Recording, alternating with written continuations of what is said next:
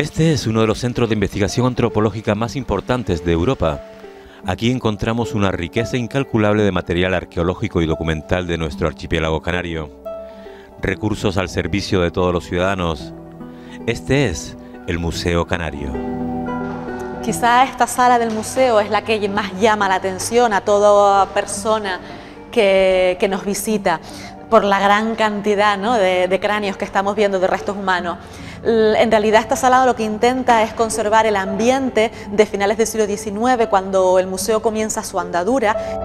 Fundado en 1879 por un grupo de científicos y estudiosos en torno a la figura del doctor Gregorio Chili Naranjo, el fondo documental que atesora esta acogedora y radiante biblioteca del Museo Canario ha sido inestimable ayuda para los investigadores canarios y foráneos durante más de 100 años. Es uno de los archivos de la Inquisición mejor conservados de toda España, más completo, y que actualmente está prácticamente en sus 3/4 partes ya digitalizado, con lo cual los usuarios pueden consultarlo a través de la digitalización que existe, con lo que los documentos ya se dañan menos al usarse mucho menos y manosearse mucho menos, ¿no? La Sociedad Científica del Museo Canario es de titularidad privada, pero está declarada de utilidad pública. Fondos públicos ayudan a su financiación, pero se espera más del ciudadano de a pie para poder mantener su labor conservadora e investigadora. Cualquiera puede hacerse socio del museo por solamente 100 euros al año. Hoy en Canarias a Fondo les invitamos a una visita guiada por el interior del Museo Canario. Vamos a conocer los tesoros arqueológicos que con tanto mimo se conservan dentro de estos muros, en esta vieja casona del barrio de Vegueta de Las Palmas de Gran Canaria.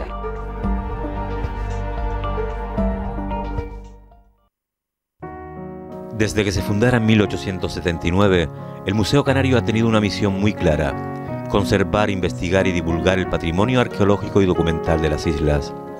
Es el lugar designado por el gobierno canario para recibir todos los materiales procedentes de los hallazgos que tengan lugar en Gran Canaria.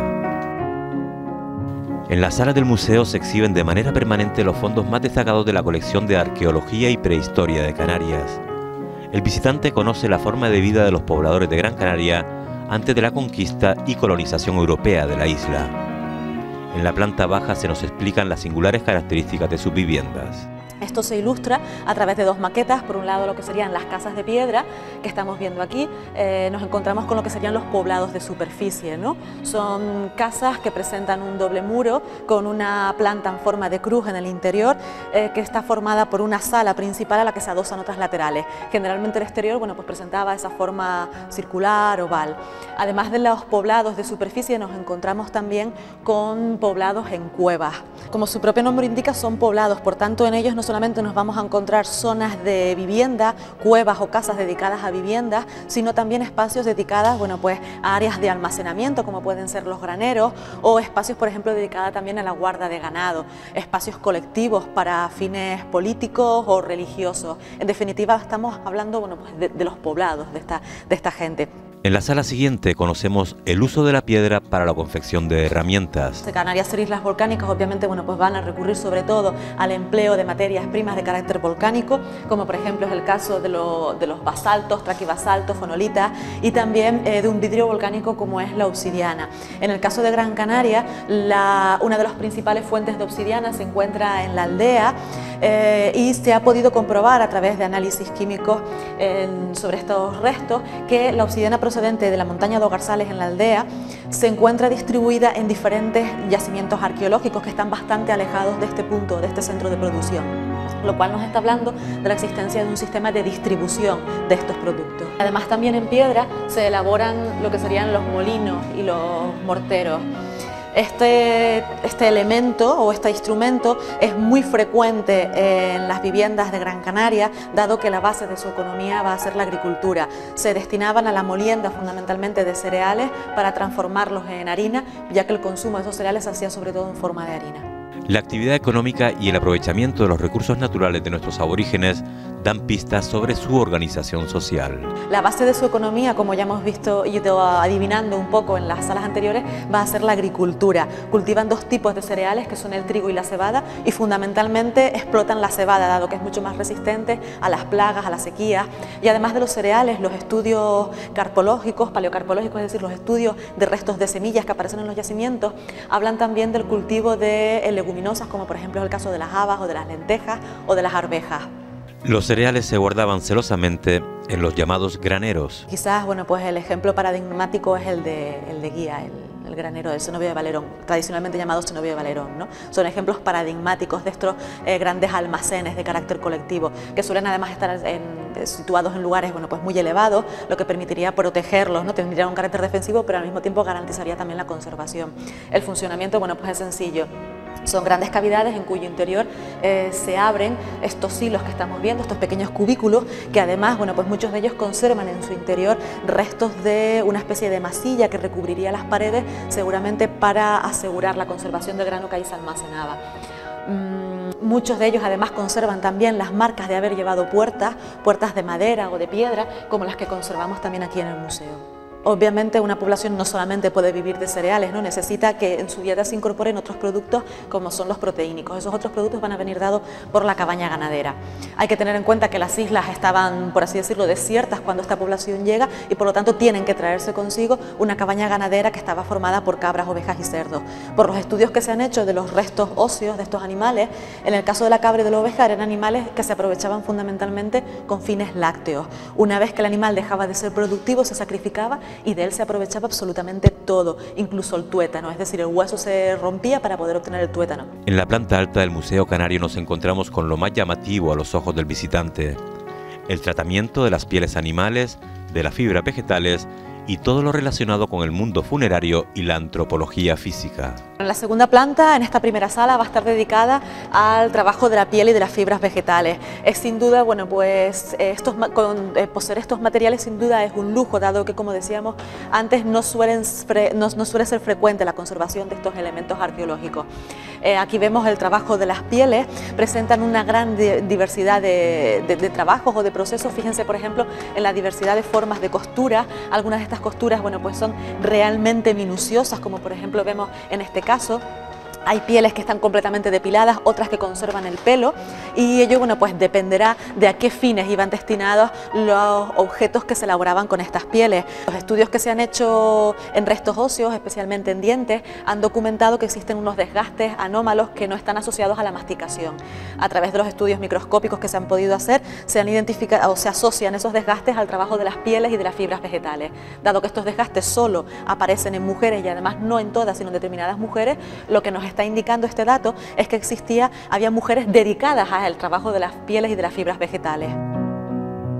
Vamos a comenzar ahora a ver un poco todo lo que serían las prácticas funerarias de esta población.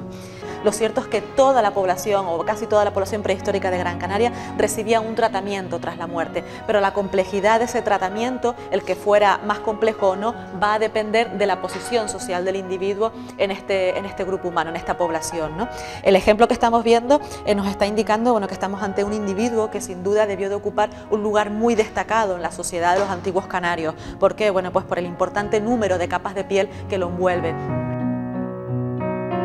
Una de las principales características de los cementerios, de las necrópolis de los antiguos canarios, es su carácter colectivo. ¿Eso qué significa? Bueno, pues por un lado no solamente se depositan en estos espacios, tanto en los túmulos, las necrópolis en túmulos como en las cuevas, una gran cantidad de individuos, sino que además son reaprovechadas a lo largo de diferentes generaciones, es decir, estamos hablando de una población que está ligada a ese espacio. Estas necrópolis además se encuentran muy próximas a los lugares de habitación, a los espacios donde viven estas poblaciones, lo cual nos está hablando de la importancia de que los antepasados tendrían para los antiguos canarios. Quizá esta sala del museo es la que más llama la atención a toda persona que nos visita, por la gran cantidad, ¿no?, de cráneos que estamos viendo, de restos humanos. En realidad esta sala lo que intenta es conservar el ambiente de finales del siglo XIX, cuando el museo comienza su andadura, que es paralela a los comienzos de la arqueología en Canarias.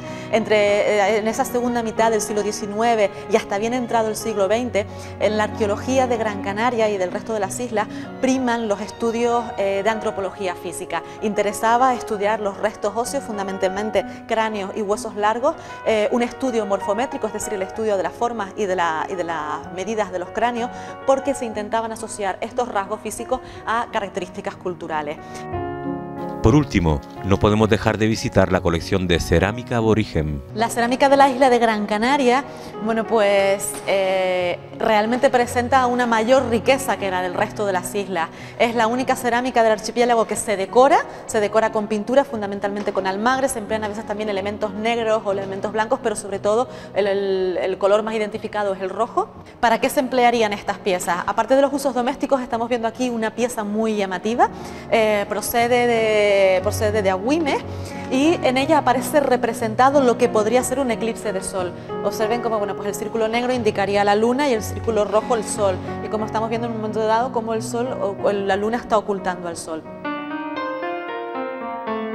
En otro rincón del museo nos encontramos rodeados y hasta sobrecogidos por otros tesoros.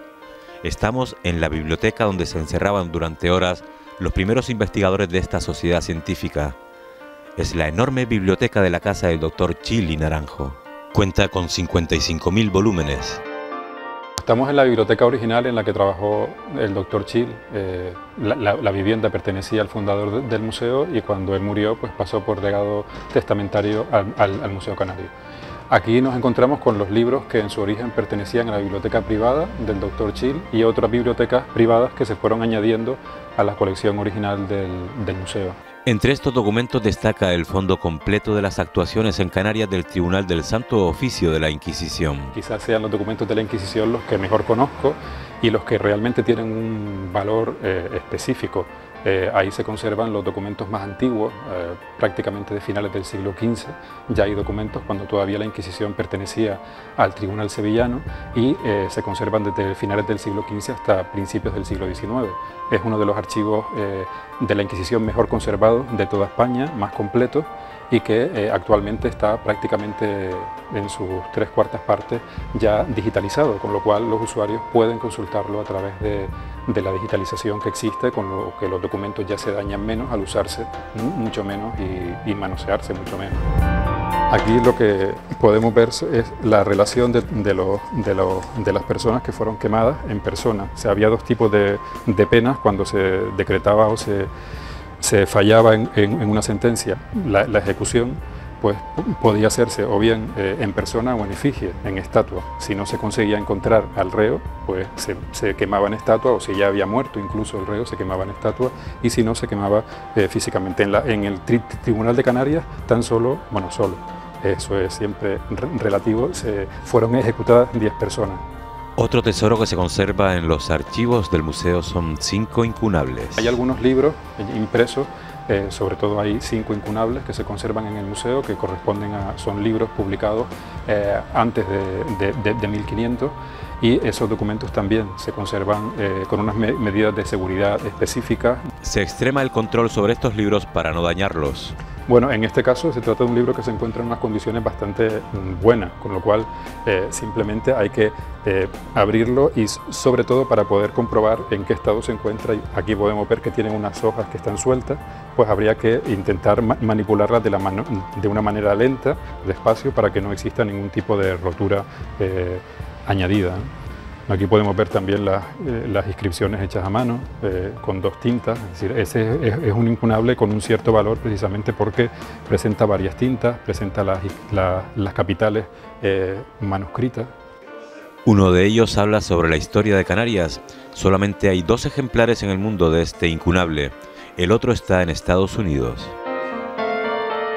Es una obra sobre el origen y los milagros de la Virgen de Candelaria de Alonso de Espinosa, que fue publicado en el siglo XVI. Es uno de los libros más antiguos que se conservan aquí y que en realidad es una historia de Canarias. Aunque tenga ese título, realmente lo que contiene es una historia de Canarias y tiene el valor añadido de que es una de las pocas copias que se conservan. Todos estos valores que atesora la vieja casona del Dr. Chili Naranjo fortalecen nuestro patrimonio cultural y son vistos con curiosidad por quienes visitan este museo. Entre los visitantes habituales están los colegios y los turistas.